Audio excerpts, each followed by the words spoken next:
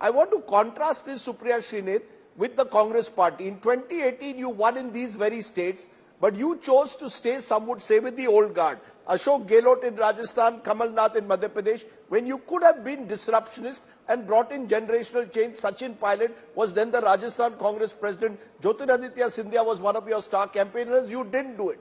The BJP has gone in for disruption, taking risks of a kind the Congress simply doesn't want to take. And thereby, that's the difference in a way between the BJP brand of high command politics and the Congress brand of high command politics. One is status quoist, one is risk taking.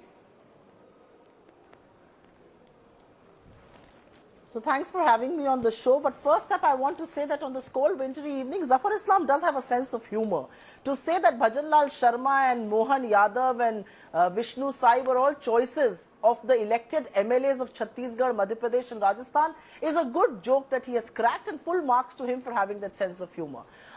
Before I answer your direct question, I think the voluntary retirement scheme, the VRS as it's called, has a new term and an all-new meaning this evening. Vasundhara, Raman and Shivraj, but this is not voluntary. They have been forced into exile. They have been forced to retire. And the high command that you keep referring to in the BJP is not high command.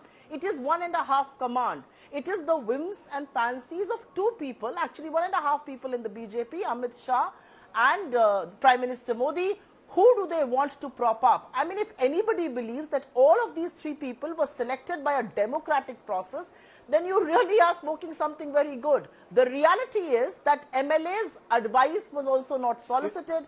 No, you're not answering my direct question. My direct question to you, you also had the opportunity to give VRS to your leaders. You don't, the BJP does. No. Rajdeep, give me the same courtesy that you gave three previous speakers. You did not once intervene, so let me finish my argument and I will answer all your counter questions. I will come to your direct question, but have the patience that you showed with the other three guests. Thank you very much in advance. The reality is that Mr. Modi and Mr. Shah will not let anybody thrive in the party who can be a potential challenger. Now, the old guard that you're calling are all very powerful or were very powerful regional satraps in the BJP, and this is also the end of the road as far as those regional satraps are concerned.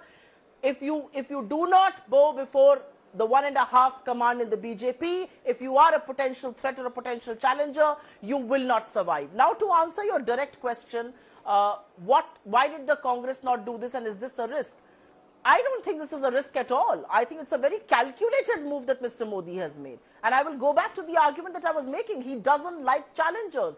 He doesn't like people who have a standing of their own. Are you telling me in Madhya Pradesh, Mohan Yadav was more popular all through the election than Shivraj Singh Chauhan was? I don't think so. Are you telling me that, Bhajan Lal Sharma was more popular than Vasundhara Raje was? Did the popular vote come for these three candidates? Absolutely not. So to answer your direct question, this isn't a risk. This is a very calculated move made by the duo to ensure there are no challengers going into 24 or anything after that. I also want to make one important point. Unlike the Congress, the BJP has no sign of internal democracy left. You may say that we did not change Ashok Gehlot or we did not change Kamal Nath. The reality is that some of these people have led the most successful campaigns of the Congress party. We do not send people into mental coma just because they are powerful in their regions. And that's what the BJP does. They did that with Advani. They did that with thereby you don't defend generational change. Sinha. They retired Arun Shourie in mental coma. That's the reality.